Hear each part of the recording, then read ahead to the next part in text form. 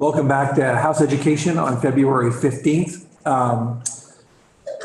We're going to turn our attention now to a presentation from the Education Commission of the States. I asked them a few months ago to take a look at states across the country and how they handle school construction. And I asked them to particularly look at states that have been mentioned to us, sometimes in passing and sometimes officially, including Massachusetts, Rhode Island, Wyoming, and Maine. But the report we have in front of us also just sort of takes a broader look across the country. I would like to take, however, just a couple of minutes before we dive into the data from folks. And Joel Moore, if you wouldn't mind just giving the committee a little spiel about what the Education Commission of the States is all about. Sure, and thank you so much, Chair Conlon, for having us, and to the committee for welcoming us in today. My name is Joel Moore, and I am ECS's liaison to the policymakers in Vermont. As some background on ECS, we are a national nonpartisan education policy center based in Denver, Colorado. We were created back in the 1960s through an interstate compact, the Compact for Education, with the idea that states should be learning from one another and the policies and experiences in those states, so that no one state is reinventing the wheel unnecessarily. We can learn from one another, get you all together to learn from one another, and have sort of this central clearinghouse of information or education policy from around the country. We're unique in that we work with legislatures, but we also work with governor's offices, state departments of education, offices of higher education, and early education. We also work across the entire spectrum of education policy issues, from pre-K and early education through the workforce and higher education spectrum. I do want you to know we're here as a resource for you.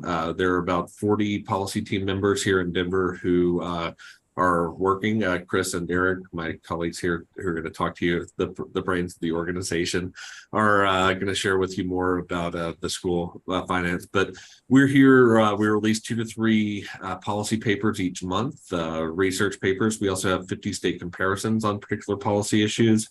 One of the more recent ones that would be of interest is on teacher recruitment and retention. What we've done there is there are 23 separate data points on that policy, from grow your own to minimum salaries to teacher residency programs, and compares the policies across all 50 states. So just one of our interesting services that's available to you all. Also, always happy to answer any sort of research question any individual one of you comes to me with. Always free to email me or reach out in any other way, and we're happy to help you out with that. Happy to take any questions on that, or we can certainly dive into the school facilities construction piece.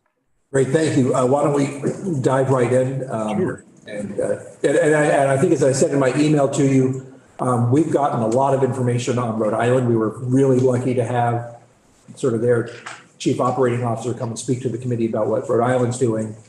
And I've heard just through the grapevine that Massachusetts says that Rhode Island copied lots from them, but we'd still like to hear about Massachusetts as well. Absolutely. Well, it's my pleasure to introduce Chris Duncombe and Eric Severson from our policy team. Great, welcome. Thank you. Hello, Chair Conlon, members of the committee. It's great to be here with you today. As Joel mentioned, that one of the key products that we do at Education Commission of the States are 50 state comparisons.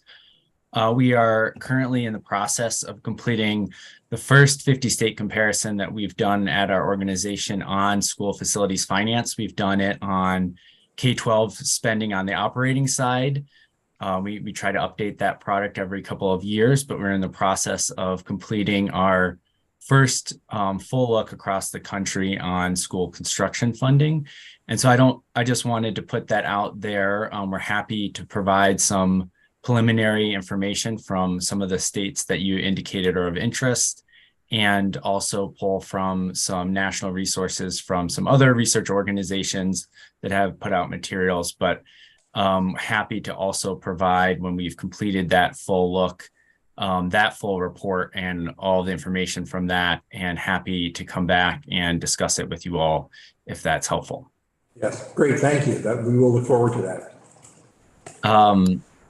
So with that, I'm going to transition to kind of providing first that high level look in those first couple of sections of the memo that we provided with some of the national information.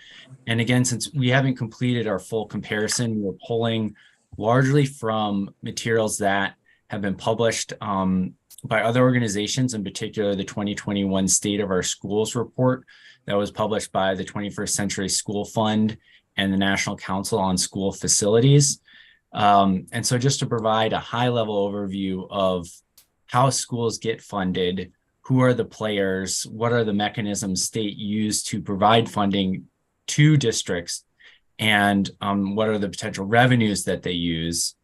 That report looks from the 2009 through 2019 and calculates average annual spending. This is something that's helpful to do in the school construction space because unlike operating spending, it can vary pretty significantly year for year. But they found across that time period, the average annual spending on school construction was $54 billion, with just over 3/4 of that, 70% coming from local governments, 22% from the state, and 1% from the federal government. Vermont, which they highlight in that report, kind of falls along very similar to those national numbers with 78% local, so largely locally funded school construction projects. But the levels that states provide in school facilities funding vary significantly. They have identified 11 states that provided no school construction funding across that time period, and 10 states where they provided more than half of the construction costs. The way that states provided that assistance to districts could broadly be placed into kind of two types of categories, either through direct appropriations or grants. So this is where the state provides funds to school districts for school construction based on an established formula, a competitive application, a portion of projected costs. They may have an approval process built in and may require some local matching contributions. An example of this is Ohio has a school facilities commission that provides matching grant funds to school districts based on a legislative formula that they have in statute, where they rank districts based on a series of equity factors that include local district wealth and income. The other approach that states take is through debt reimbursement. This is where states assist school districts and principal and interest payments on debt issuance from a local government or school district to finance school construction projects. In addition, states may establish and appropriate funds to a financing authority to assist districts in financing their school construction projects. So those are kind of the two main approaches. In terms of revenue, there's obviously general funds. States do appropriate general funds to support their school construction grants. Challenges with that is that those funding amounts can vary significantly, and capital construction is one of those most prone to variation during times of economic challenges. Funding amounts dropped almost 40%, 39% from 2009 to 2014, following that 2009 recession.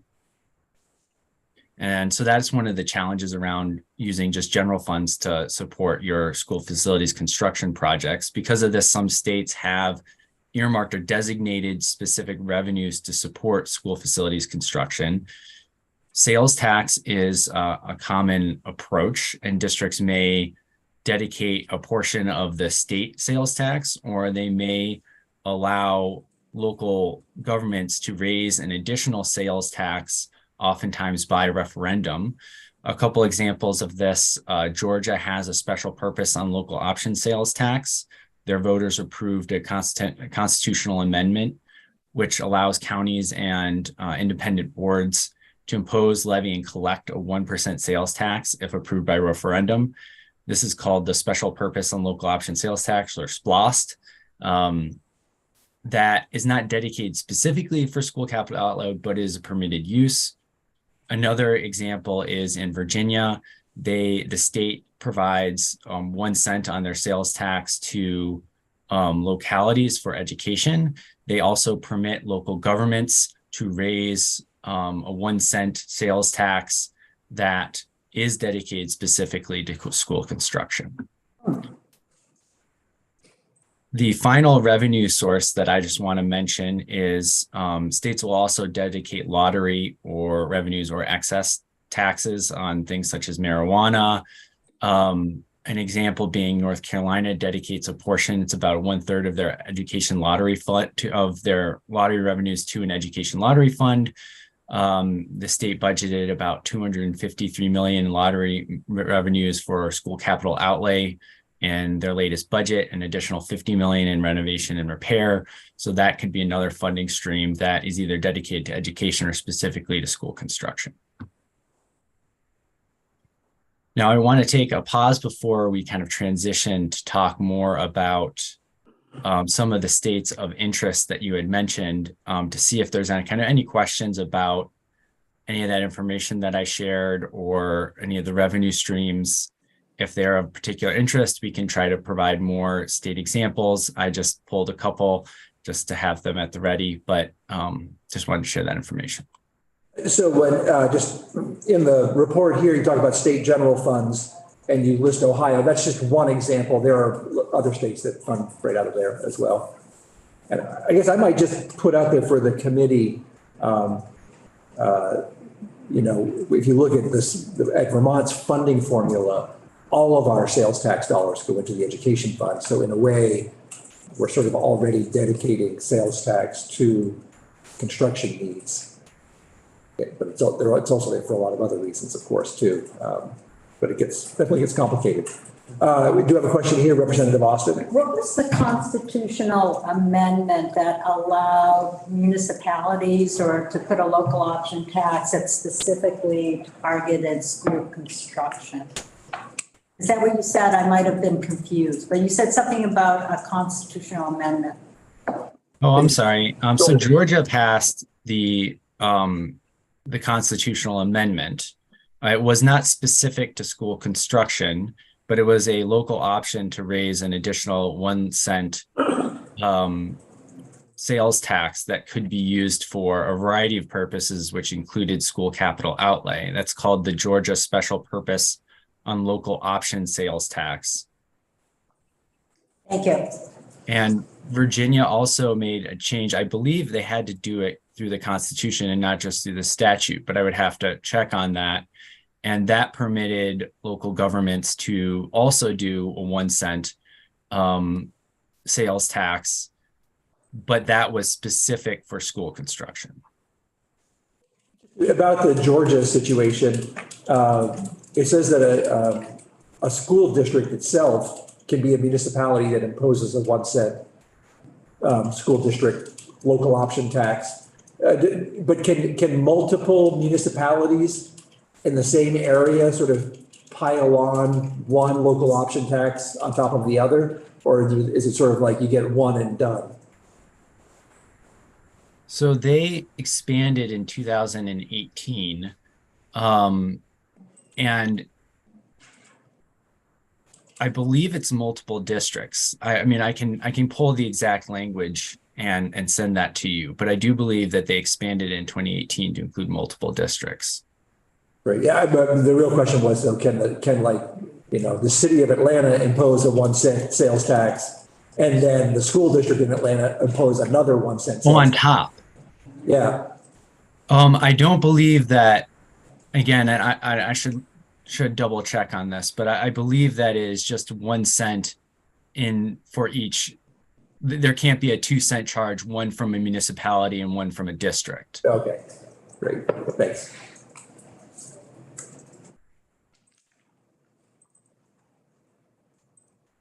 So you can move on here with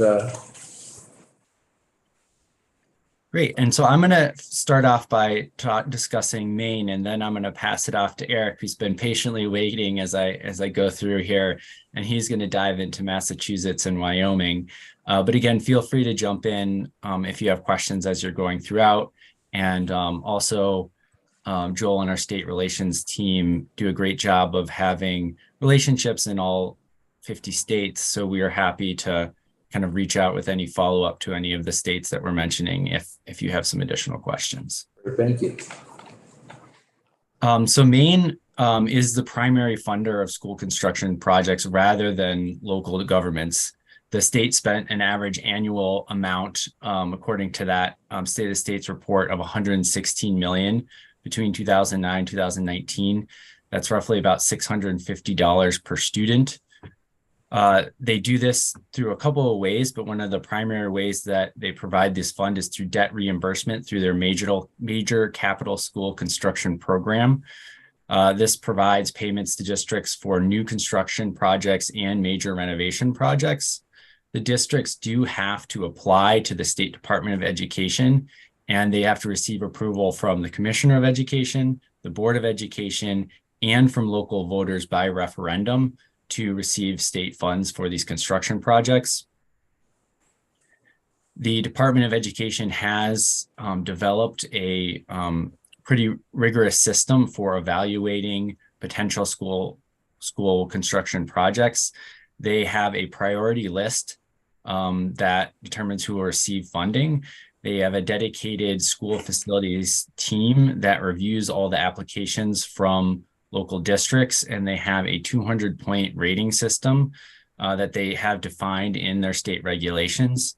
I offered some of the examples there in the memo, but the focus there being either on the buildings and grounds. So this is looking at both in terms of safety and efficiency, the conditions of the structure, grounds, and mechanical systems. They also look at program and planning. So these are the types of services and courses that will be offered in the new facilities, and school population, looking at to the extent there is overcrowding and if there's population shifts. The way the process works is the districts apply to the Department of Education. Department of Education develops the priority list that the commissioner approves and sends to the State Board of Education. The State Board of Education then can approve as many projects as available within the debt limit. The debt limit is also set in their statute. It was $126 million for 2023. They have set up an appeal process if a school administrative unit in Maine disagrees with their rating in the development of that priority system. So that is one of the principal ways that the state distributes aid. But in addition to that, they have also set up they established a Maine Municipal Bond Bank. This is an independent agency that assists local governments and school districts in financing capital construction projects. The bank can make loans to school administrative units to promote the efficient capital financing for construction, renovation, and maintenance of school facility. And this allows districts to get low-cost capital funds through the sale of their tax-exempt bonds. The Maine Municipal Bond Bank also has finances their renovations. They have a revolving renovations fund in which they provide no interest loans to school districts. It's called the School Revolving Renovation Fund. I want to make sure I get those words correct there. And they forgive a portion of the loan and then provide 0% interest loans on the remainder. And the state does appropriate funds to the municipal bond bank to run that program. So that's kind of a high level summary of Maine. Obviously there's a lot more going on there, but a few takeaways that I have had looking at Maine and some of the other states around the country of note. One is that they're annually approving projects for debt reimbursement. And so this is somewhat unique. In some states, this is kind of sporadically done when there's general fund dollars, a big infusion gets put into a capital construction grant. They also have clearly defined criteria for approving projects.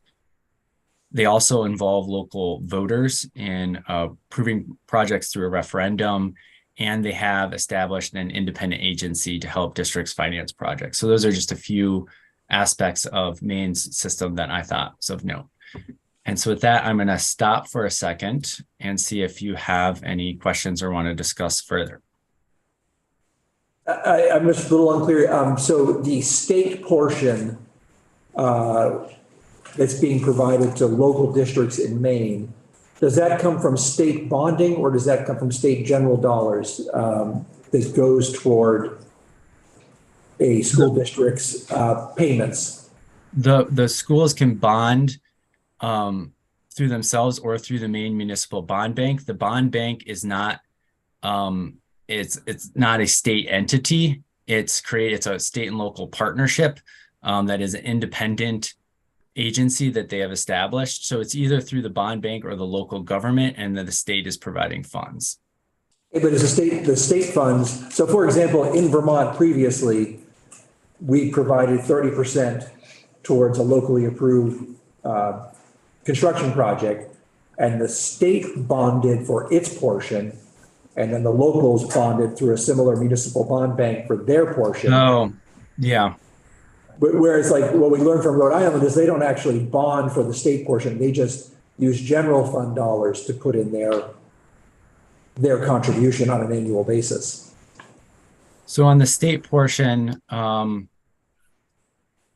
a little unclear, and I don't want to mislead you there. I know that the locals are bonding through themselves or through the municipal bond bank. For the state dollars that are contributed, I think they might be bonding as well, but I don't want to mislead you there. So let me provide some clarification in an email just to make sure we have that. That'd be great. Thanks very much.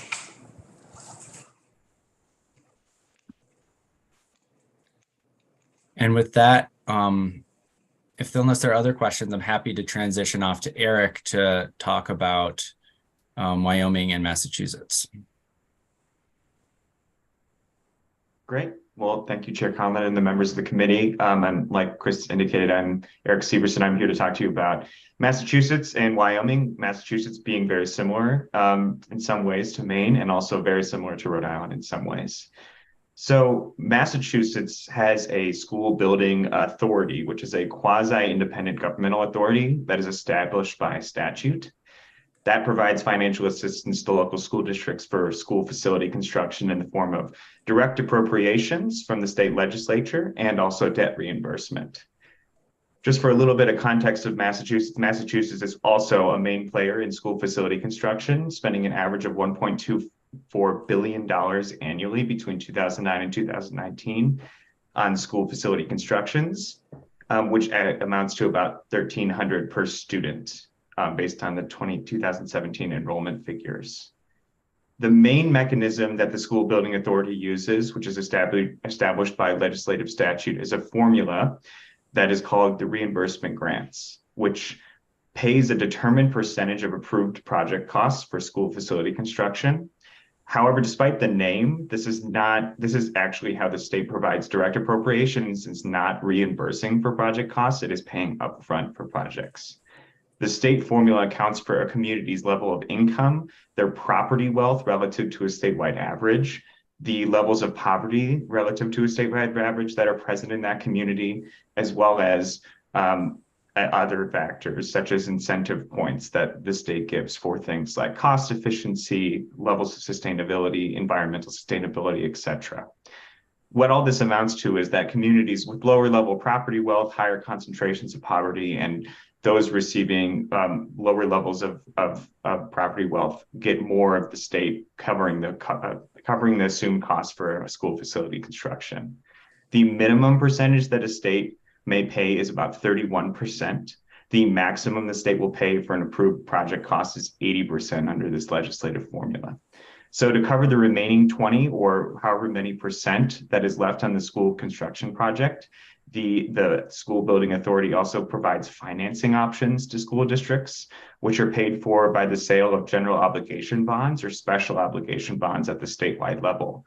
So this is in the way how the state provides debt reimbursements to local school districts.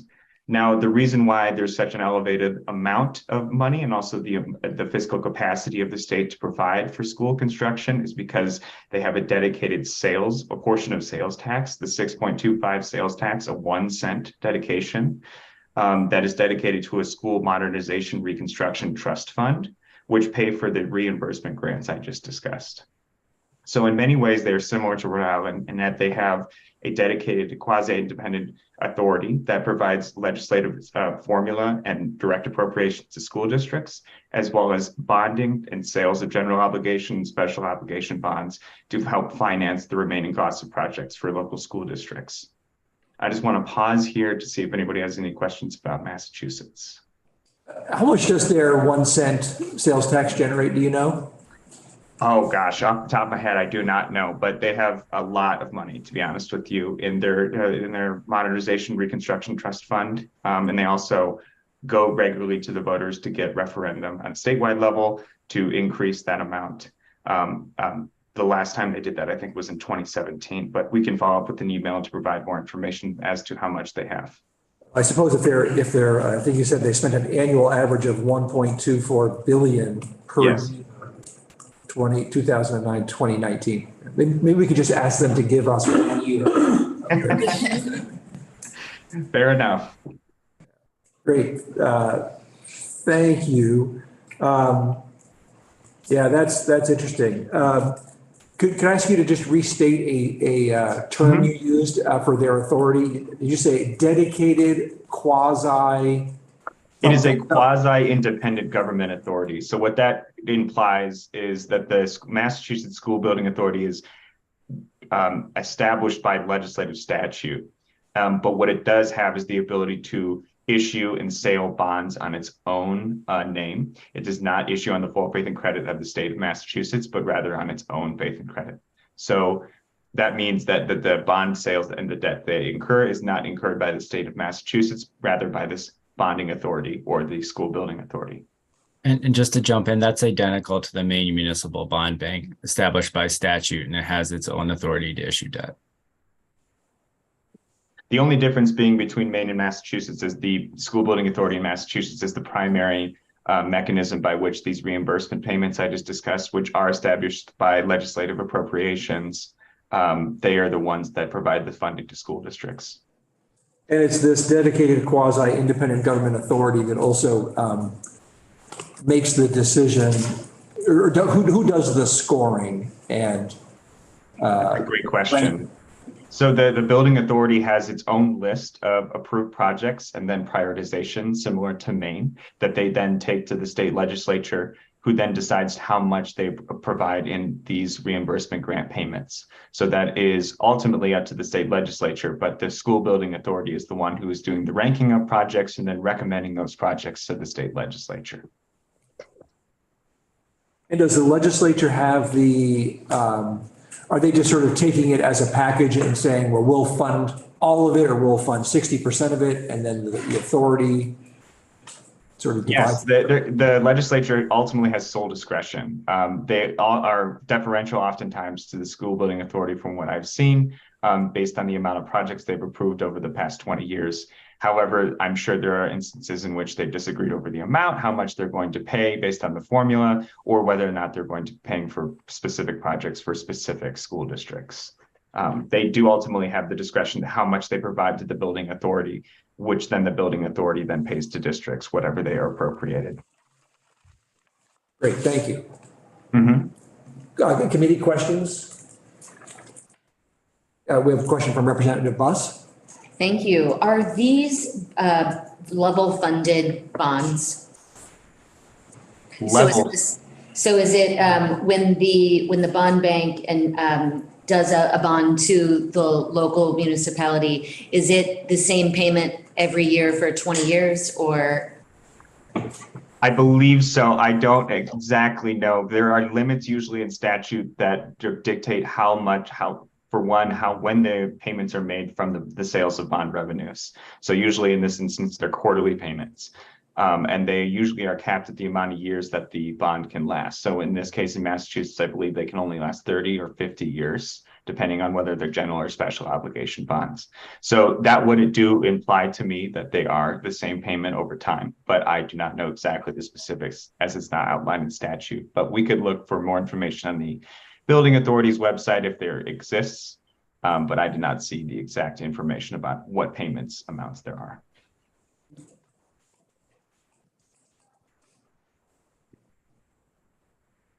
All right, are we ready to move on to another state?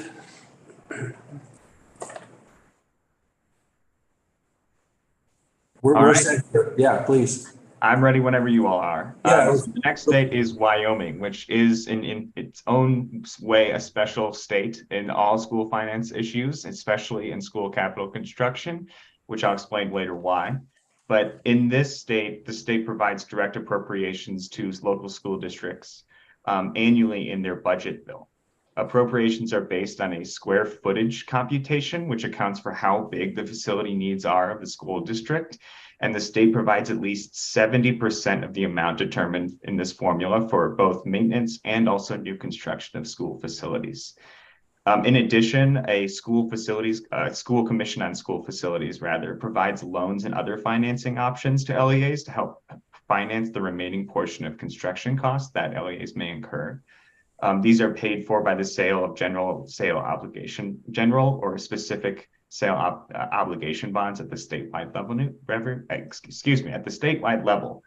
Revenue at the state level is financed by a variety of sources, primarily due to the prevalence of extraction industries in the state of Wyoming. This comes from mineral royalties, revenue derived from coal leases that make up a large portion of the state's funding for not only just school facility construction, but also K-12 education in general. And like I said, Wyoming is a special instance because a state Supreme Court ruling in the 1990s ruled that the previous K-12 education funding system, as well as the school facilities construction funding system, was unconstitutional under the state's mandate to provide adequate and equitable education. And the state has now made great strides to invest in their K-12 school facilities and also K-12 system in turn to comply with these new constitutional requirements. So much so, let me just pull out the numbers here really quick, that Wyoming has provided over the 2009 to 2019, $280 million to school construction, which sounds like a lot or not a lot compared to Massachusetts, but because of the population of the state, that amounts to over $3,000 per student in Wyoming. So they're heavily investing in a very low population state relative to other states of their size. And that, I said earlier, is due because of these extraction industries that reap a ton of revenue for the state for not only K-12 schools, but K-12's construction of new school buildings specifically. We probably should be looking at a maple syrup tax of some kind for construction. Yeah. So I'm going to pause there just to see if anybody has any questions about Wyoming. It's a lot more straightforward. In the annual budget bill, they provide approved construction appropriations to approved projects that the state determines through a committee similar to this one. Representative Austin? Just, I think you probably said it with the maple syrup. I'm trying to figure out, they have a low population, but high spending, and I didn't quite get the revenue, how they raise the revenues. And if the public votes on that in terms of funding projects. The projects are primarily funded at the state level. So local school districts are not raising revenue on their own in this case. Wyoming gets a lot of the revenue at the statewide level through general sales or excise taxes levied on things, like I said, federal mineral royals, common land for state royalties, for federal coal lease payments. All of these are kind of part and parcel of the extraction industry, which has a heavy presence in Wyoming. So we're talking about coal, nickel, mining, oil extraction, gas, shale oil, etc. So there's a lot of complicated revenue streams that are derived from the sale and extraction of minerals and oil in the state that are funding these projects. Great, thank you. That explains it. Mm-hmm. So although we did hear from Rhode Island, maybe if you would summarize Rhode Island again for us, it would be kind of helpful. Sure. So Rhode Island has a school building authority within its Rhode Island Department of Education, and it's responsible for overseeing the funding mechanisms and also the prioritization of school facilities construction. There is one way that the state provides reimbursement payments to districts, which is called school housing aid, which includes the repair, renovation, and new construction. Schools can also apply for the school building authority to receive capital funds and upfront funding to fast track construction projects. They also have a quasi-independent authority called the Rhode Island Health and Education Building Corporation to help finance capital construction projects based on the remaining costs that local school districts may incur. Over that same period, 2009 and 2019, we saw an annual average in Rhode Island of 20.8 million, which is about $156 per student, so much lower than Massachusetts and Maine, for instance. Funds are the main mechanisms that the state uses, like I said, are school housing aid, which provides districts a base percentage of approved projects costs. The percentage is provided by the state determined on a share ratio, which captures the community property wealth, so similar to Massachusetts. The maximum state share, or the minimum rather, state share is 40% of an approved project cost, with the maximum being 92.7. There's also capital funds, which are determined by the governor and general assembly in the budget bill, and in the School Building Authority of Rhode Island has an approved priority list that has set criteria in statute, which includes a variety of factors of what they pick. This is more of a discretionary bucket of funds that the governor and the state legislature with the School Building Authority work to see which ones need priority. The state designates revenues for the Rhode Island Health and Education Corporation to support one-time or limited expenses for the School Building Authority Capital Fund. The revenues are fees generated from the origination of municipal bonds and financing vehicles from other corporation revenues. And also the School Building Authority makes annual requests to the governor and the General Assembly for each fiscal year. So they're subject to legislative appropriation, and also the bonds that the Rhode Island Health and Education Building Corporation sells annually.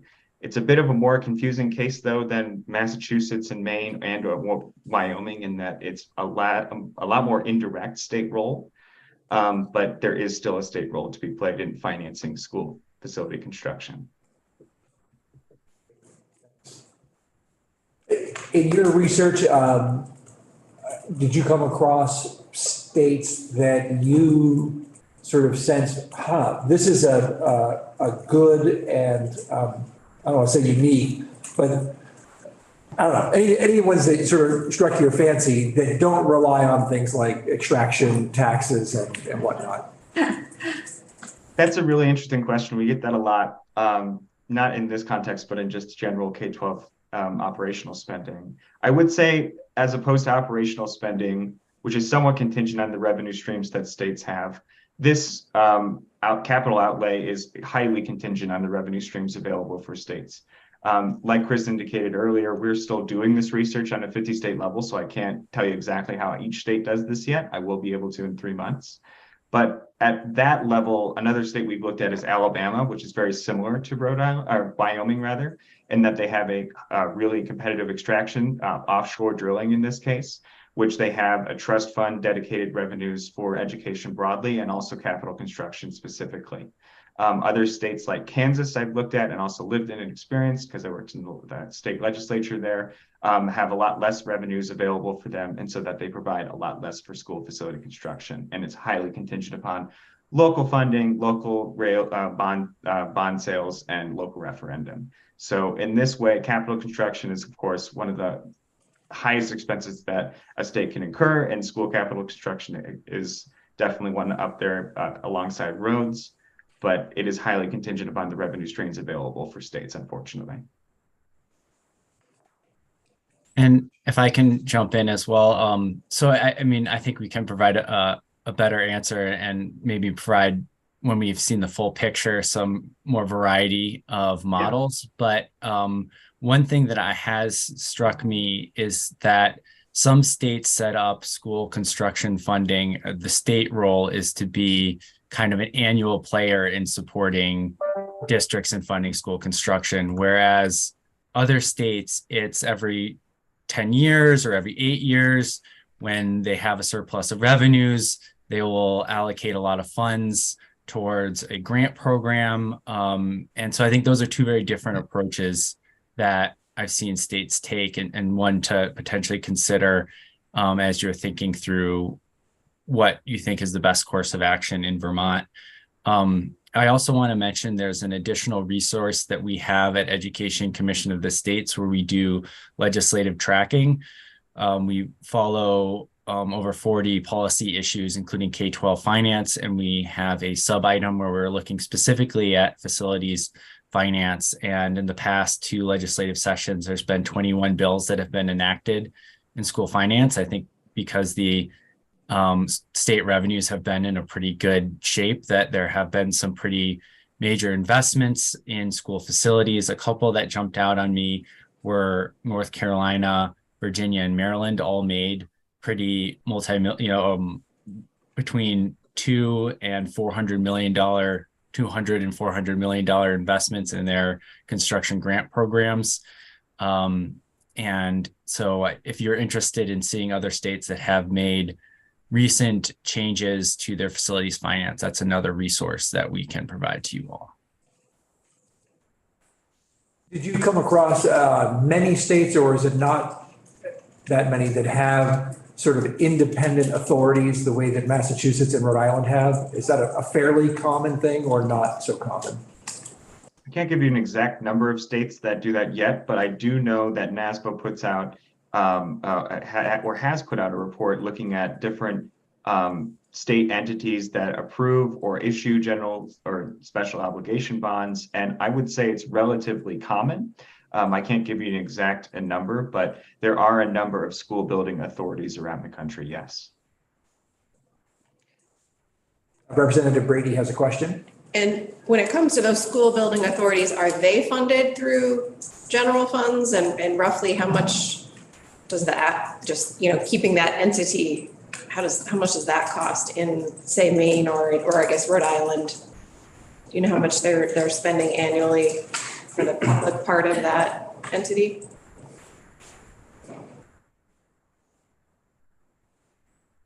Go ahead, Greg. I didn't know if you want to answer Rhode Island because I don't know that answer. States will appropriate general fund dollars. In Maine, that's what they do to the municipal bond bank to support their revolving loan fund on school renovation. I think in that memo, I have the exact number. In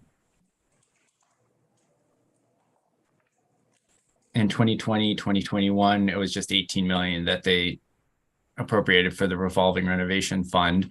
But states will use other revenue sources to support those authorities. In Virginia, Eric worked in Kansas legislature. I worked for the Virginia legislature. They have a literary fund that supports their school building authority. And that literary fund draws revenues from fines and fees, and also from unclaimed lottery prizes and a few other sources. So in addition to general fund, states will also dedicate revenue streams to support those authorities. I can't give you an exact number for Rhode Island, to be honest with you, because they're a special case in that they're quasi-independent. The Rhode Island Healthcare and Education Building Corporation not only receives funds from the General Assembly, the state legislature, on an annual basis, subject to legislative appropriations, but they also receive a bunch of other revenue streams. In addition to that, they can receive private philanthropic donations. They can bond themselves and make revenues derived from those bonds. Looking at their recent financial statements, they have made total financing over the last 20 years upwards of $10 billion, over the last 30 years, rather, upwards of $10 billion. So they have a lot of funds available to them. I could give you a more exact answer, but in order of magnitude, probably for most building authorities, somewhere in the hundreds of billions, if not billions of dollars, readily available for them. But not annual appropriations from the General Assembly. This is the funds that they have and are managing. Right. Representative Buss. Hey there, how long have these independent authorities been in existence? It sounds as if they just popped up to solve this problem, but they probably have not. The one in Massachusetts is relatively new, and I say relatively new, I'm a young man, but it is from, I think, the 1990s is when it was first legislatively established. I believe a lot of these authorities used to have different names that were established between the 1940s and the 1960s. A lot of them went undergone different policy reforms, different renamings, and some of them were actually taken off statute and then re-put onto statute. So in Massachusetts, the one is from the 1990s. I believe the one in Rhode Island, it pre-exists that, maybe the 1970s or 1980s. But again, we don't have 50 state information on every single one of these authorities. The one in Alabama, for instance, I know is quite old. But that is because the state has that revenue source that is quite old as well. In Maine, it's 1973, and I think the revolving loan fund started later, possibly the 90s. I do want to track that down, but we are tracking the existence of these authorities and what financing they are providing to districts as part of that research. So that is something that we are can provide additional information on once we've finished. I guess on that, I would say, like Vermont has a municipal bond bank that one could call an independent authority that gets into the school finance world, but they are strictly a bond issuer for both towns and school districts. They don't get into the scoring and they don't make any policy decisions. So if you can sort of, as you do your research, distinguish between those two types of authorities, that'd be helpful. And we really look forward to seeing that when it's complete. Yes, Representative Minier. No. This is a question primarily about how to pay for stuff. And it goes to the bottom of page 7 when you're talking about the revenues for Rhode Island. And as our chairperson has said, our sales tax is already going to the ed fund. We're about to set up some legal gambling in state, but there's going to be next to no revenue from that. So we can't dedicate that. We don't have extractive resources. And so do I understand correctly that what Rhode Island is doing is bonding at the state level and then using that for the state portion of the match? They are not appropriating from the general fund? They are appropriating from the general fund through the capital funds program, but it's not a set amount that is legislatively determined through a formula. It is solely at the discretion of the annual appropriations bill and the governor, what they recommend and the General Assembly agrees to. That is the sole amount of state funding that Rhode Island is recouping. Okay, and then just to follow up on the comment about the Vermont Municipal Bond Bank, our district tried to bond for $210 million, and the Vermont Municipal Bond Bank was going to not have the resources to do that one job in one community. So I assume we're talking about out-of-state financing then?